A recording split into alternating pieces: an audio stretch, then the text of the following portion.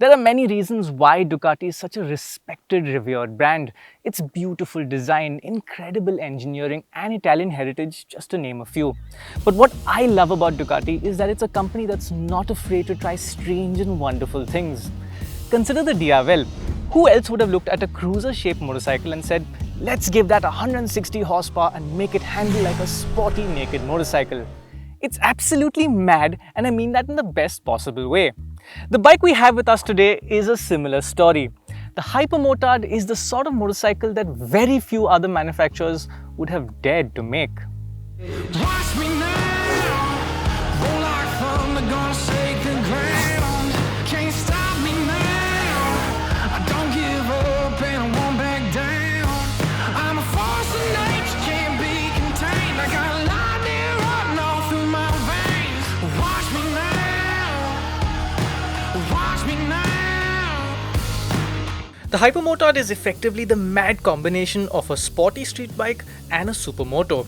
In case you were wondering, a supermoto is essentially a dirt bike with 17-inch wheels and sticky tarmac bias tires. The Hypermotard is not a particularly new concept, and the first-gen model was unveiled internationally way back in 2005. But these bikes are still quite a rare sight on our roads. The Ducati Hypermotard's design philosophy is absolutely unique, and you won't see anything else like it on our roads. It sort of marries the best elements of dirt bike supermoto style along with Ducati's street bike style. The dirt bike elements include this massive beak in the front, the tall stance of the motorcycle, and this long seat that goes right into the fuel tank. The street bike parts, well, that you'll see in things like the exposed wheel thanks to the single-sided swing arm and these lovely under-seat exhaust pipes. And of course, there's the signature Ducati trellis frame on proud display.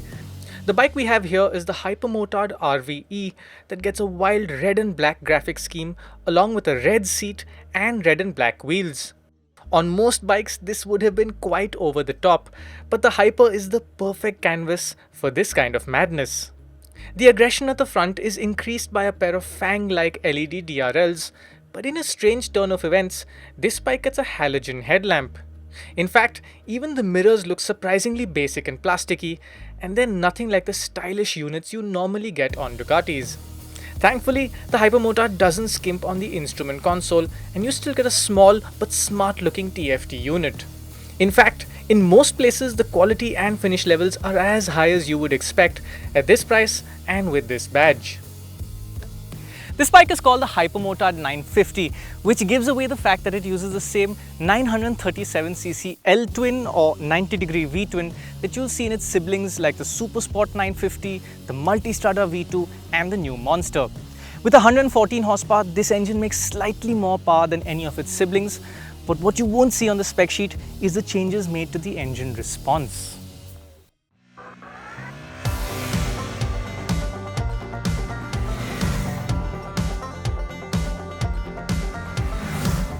Where the Ducati Monster feels surprisingly muted and refined at low revs, the Hypermotard is a whole lot more responsive.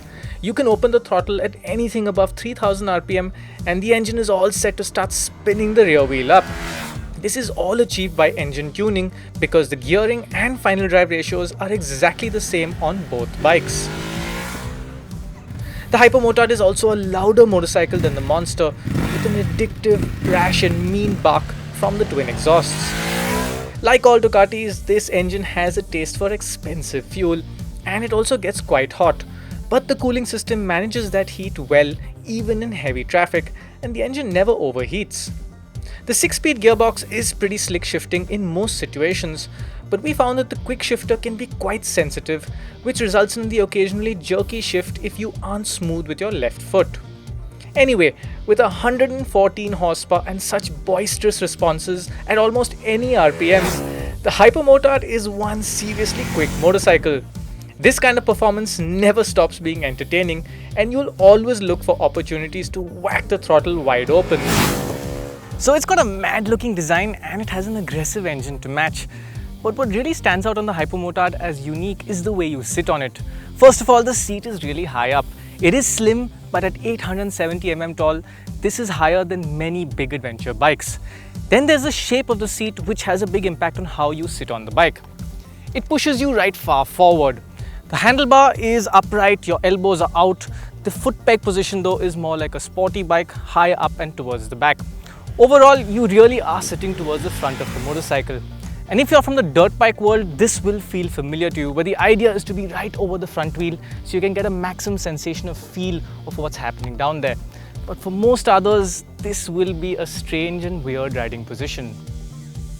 Firstly, this riding position results in a huge amount of wind blast on the highway because you're sitting close to the front, high up, fully upright and with your elbows sticking out. You also won't want to spend too much time on the highway because in addition to being quite slim, the seat is also rather firm and your backside can start to hurt after an hour or so. Now because I'm not used to this supermoto riding position, the Hyper felt a little awkward in the first set of corners. But things got way better once I ignored how the bike wanted me to sit on it and I just rode it the way I normally would by hanging off to the inside. The thing that immediately strikes you is how reactive the steering is, and that's probably thanks to the leverage from the wide handlebar. The fact that this bike runs the same Pirelli Diablo Rosso 3 tires and Brembo M4.32 brakes as the monster also reveals why it feels so encouraging. This isn't super bike levels of kit, but it's more than enough to support an aggressive pace of riding. Another reason why the Hypermotard handles like a sporty naked is because it has pretty firm suspension. Yes, the suspension is adjustable, but this is undoubtedly a firmly set up motorcycle. So even though the spec sheet says that this bike has 170 mm of suspension travel at the front, it's still very much a road bike. There is enough ground clearance for you to ride off-road, but the soft and wide Pirelli tires definitely won't like it, and the bike bounces off rocks rather than absorbing them. As for bad roads, this is the sort of motorcycle where you don't have to be afraid of bumps and potholes, but you do need to be aware of them. Clearly, this bike is all about having fun and it's willing to make many sacrifices to give you that experience. Where the Hypermotard made me laugh the most was in the city. It's really tall, you're looking over the roof of most cars, the steering is wide, it's super sharp and the bike is blaring out a big, powerful, booming exhaust sound.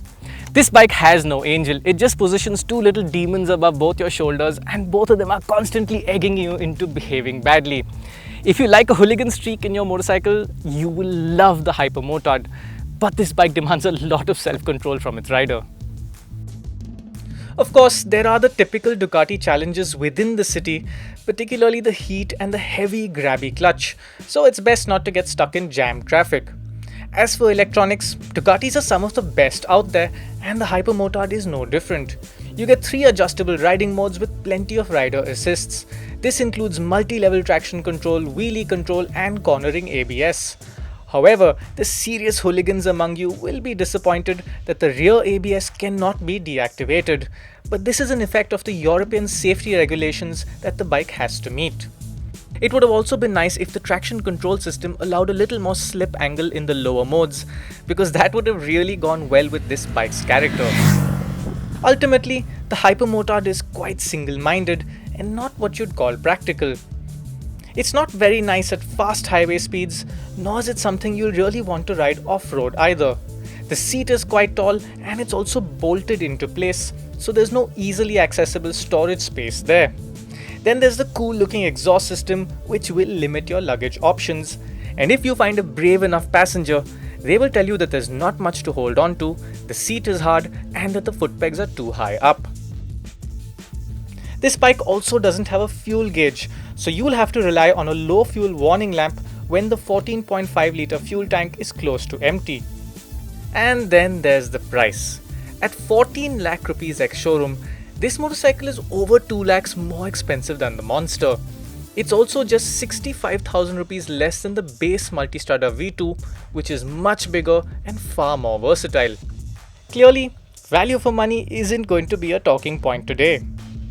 The Hypermotard is not a very good motorcycle when you examine it through the lens of convenience, practicality and all-round capability.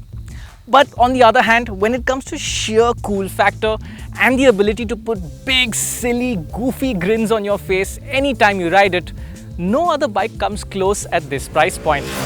Personally, I think I'd struggle a little to justify it as my only motorcycle, But if this was a second or third bike in the garage, this would be the perfect recipe for madness.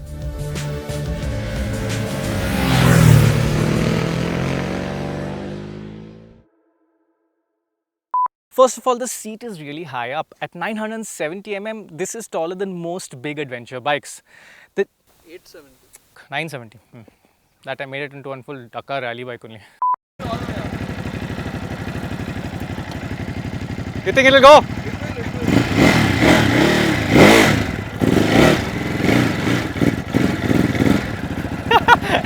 My seat height is probably now 970.